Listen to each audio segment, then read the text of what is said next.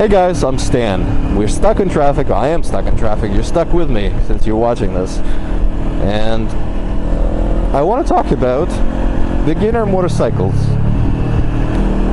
And essentially, what is the best beginner motorcycle for you to have?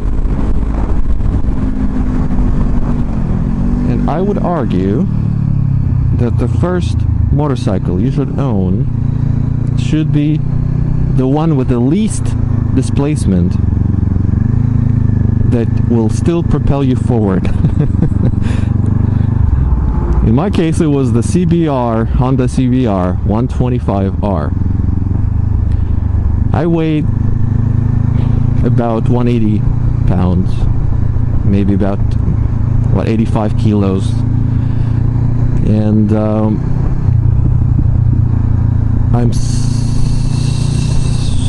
I don't know, 6 foot tall, I guess.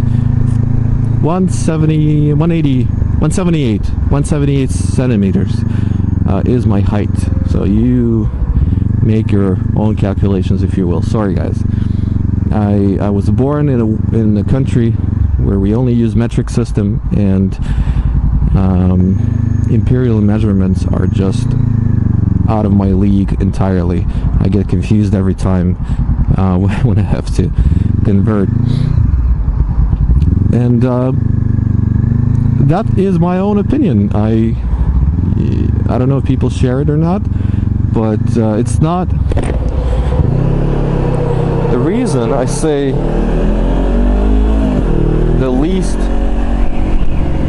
amount of displacement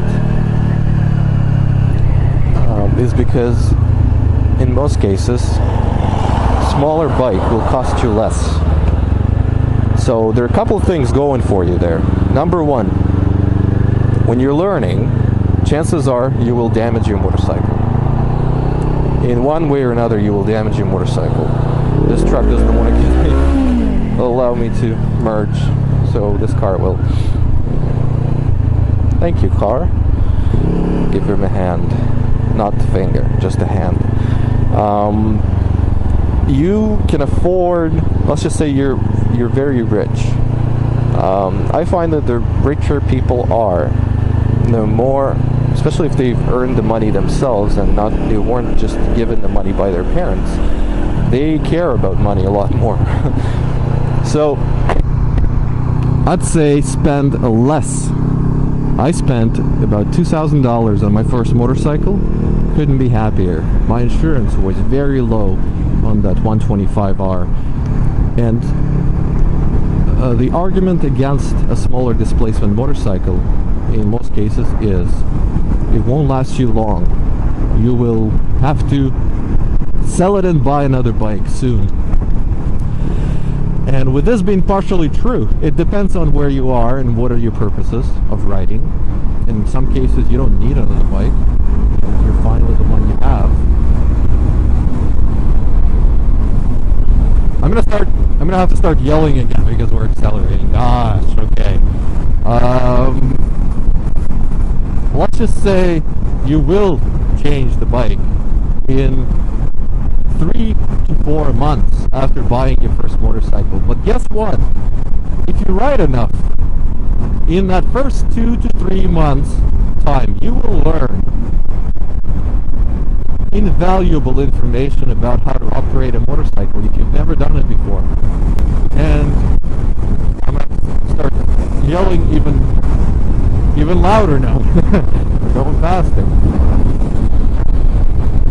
And any experienced motorcycle rider will tell you that it is a lot more fun to ride a slow motorcycle fast than a fast motorcycle slow. And it goes without saying that you need to learn, you need to get those skills up before you can go faster or fast. I don't know. There's no such thing as fast. There's only faster. So what I'm trying to say, it's a learning experience. Motorcycling in general is a learning experience. There's no bar you need to pass before you can do anything. You can continuously learn when you're on the motorcycle. You learn every day. You get new experiences. You learn new things. It starts slow. It really does. First, you feel comfortable going in a straight line. You feel comfortable accelerating smoothly and braking smoothly, and you start feeling that you are, you know, you can do anything. You start feeling that, oh, okay, I got it now. I think I know what I'm doing. And then comes the time when you go into a fast sweeper or a really curvy sweeper road and you did not expect the turn, let's just say. Because in most cases, if you see a turn and you're a new rider, you will slow down.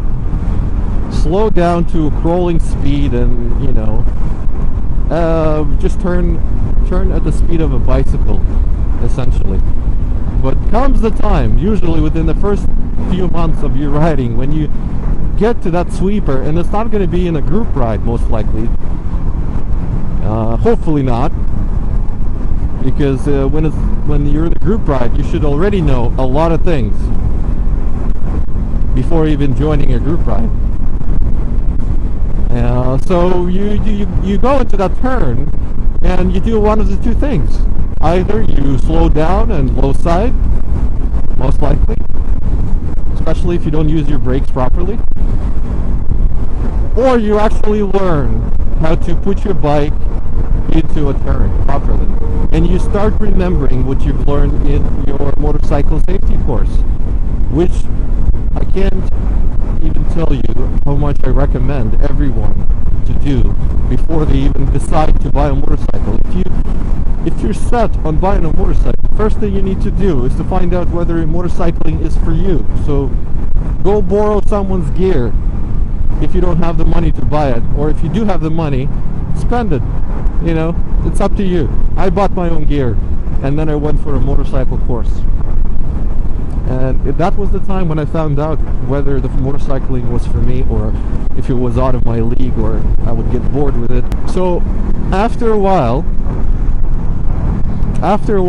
you'll be going to these sweepers. You'll be gradually letting your instinct, your immediate gut reaction to straighten up the bike and brake, you will let this go. You will now be learning new skills, new reflexes, I guess, that are not natural to anyone, to be honest. Countersteering is natural, but getting the bike into a fast sweeper or a really fast turn is not natural, and all your body wants to do is straighten up the bike.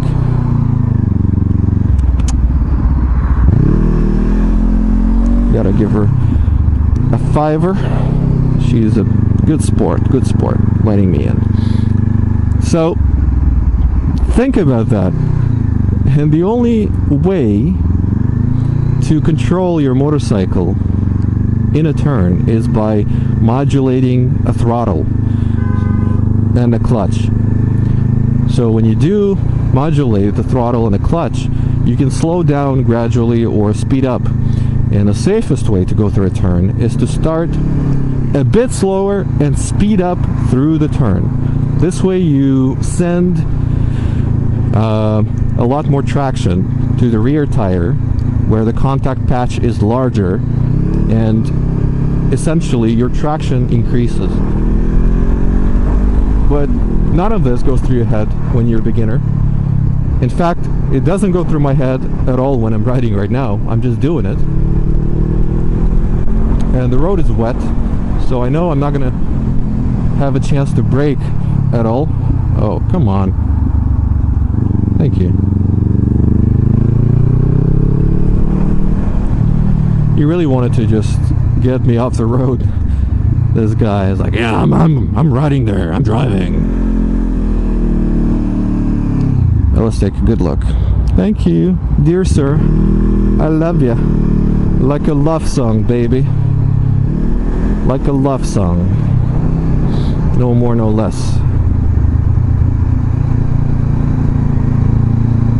So what did I show him? Let's just see. What signs did I show him? I gave him a wave. He did not slow down. He boxed me in. I gave him 5. It's a hand without a wave.